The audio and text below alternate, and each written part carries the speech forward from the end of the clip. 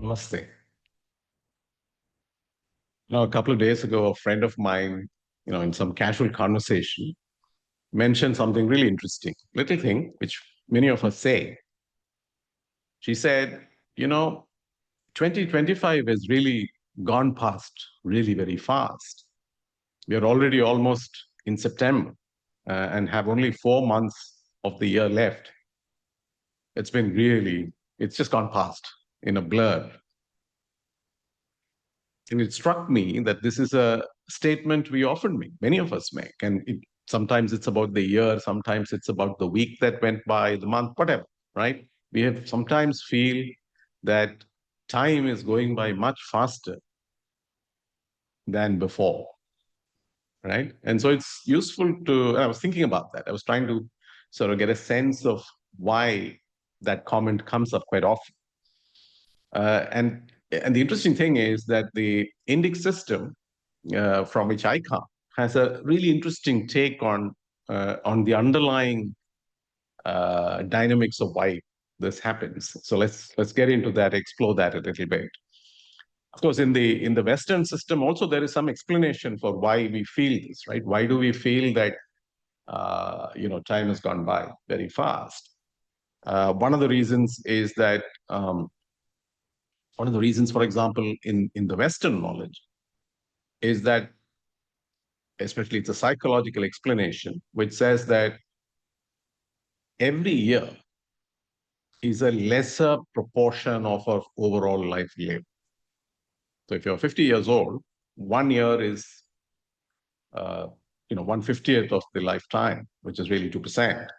Whereas if you're 5 years old, that same 1 year is 20%, 1/5 of your lifetime. So that difference compresses our perception of time. So every subsequent year feels shorter and goes past faster and so on, which is a psychological explanation. There are a couple of other explanations as well in the Western or the modern knowledge systems.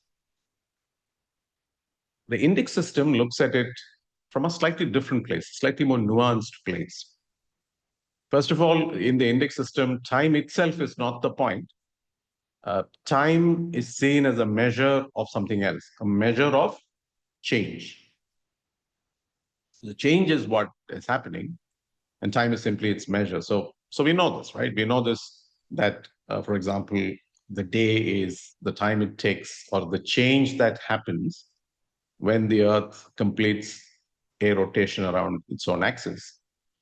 And a year is the change that occurs when the Earth moves around the sun and comes back to the original place. And that's a year.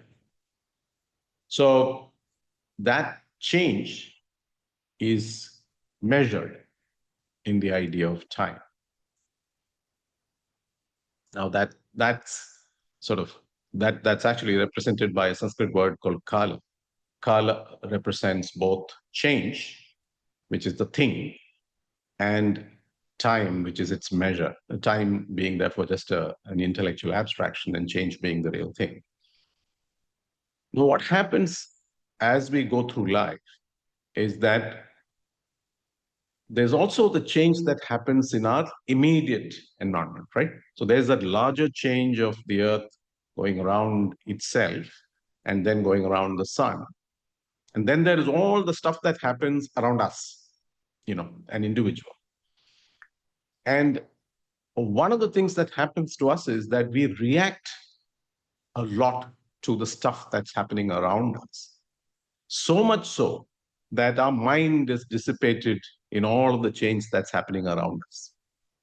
And with change becoming so much faster, So if you look at change that happened in, let's say, 1 year in 1970 or 75, let's take, just to make it clean, 75. And then 2000. So in 25 years, if you looked at what was the change that happened in 1 year in 1975, and what was the change that happened in 1 year in 2000, you will find that there was a lot more change that happened in 2000 in 1 year around us than in 1 year in 1975. And same thing 25 years hence, 2025 now. the change that's happening around us is a lot more accelerated than it would probably have been in 2000. So change around us is accelerating. And one of the things that happens because of that is that our mind is increasingly distracted and dissipated across all of these changes. The larger change, which is the change of the earth moving around its own axis and the earth moving around the sun, the time for that remains the same. But the change around us, the micro changes around us are, micro in relation to those large changes, are really, really spinning faster, is happening faster. And our mind is getting distracted and dissipated across all these dimensions. That is one of the big reasons why, as time goes by, we find that our perception of time is shrinking. We believe that, oh, wow, time is really flying past. Because our mind is getting dissipated and distracted by so many of these smaller changes that are happening around us.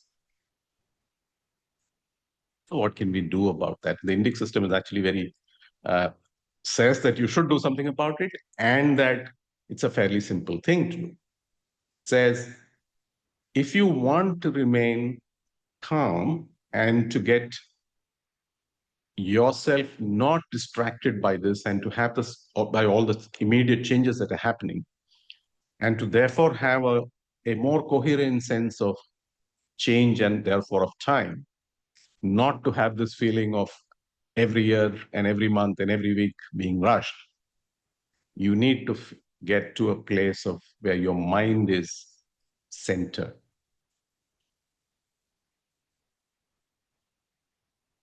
Your mind has a one-pointedness that enables it to not get distracted by and diffused and dissipated by all of this immediate change, and to be anchored in a bigger sense of rhythm and order. So that ekāgratā, it is called in Sanskrit, ekāgratā. It's a beautiful word. What it refers to is single pointedness, where you get your mind to be largely anchored and centered. One of the ways in which you can do that, of course, is meditation. A practice of meditation over some time can take you towards that. But there are many ways of doing that in the Indic system. And interestingly, one of the ways in which you can do that is through art, particularly relating to music. Next week, we actually have a specialist in the Indic system from the percussion world, who's an artist, who's a vidwan, who's a very accomplished artist in percussion, Indian classical music, who will hold a session as part of the Leela live events that we do for our community members, where he will expose us to how we can use words and sounds, really more than words, sounds expressed in rhythm as a way of gradually building this focus, this one-pointedness, this ekāgratā.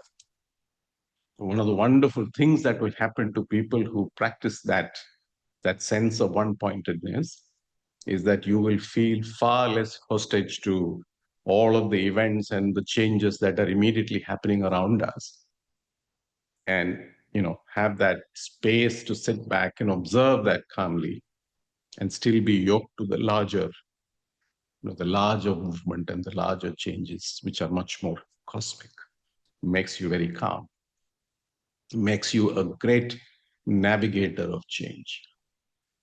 So I would recommend all of you, those of you who have attended my salons in the past, either online or my talks online or my salons in person in New York City. If you are interested, do reach out to us, and we will figure out a way to get you invited to this wonderful, what promises, I think, to be a wonderful session on utilizing the sounds of rhythm, sounds of percussion, as a method of figuring out how you can get your mind to a place of one pointedness, ekāgratā. Namaste.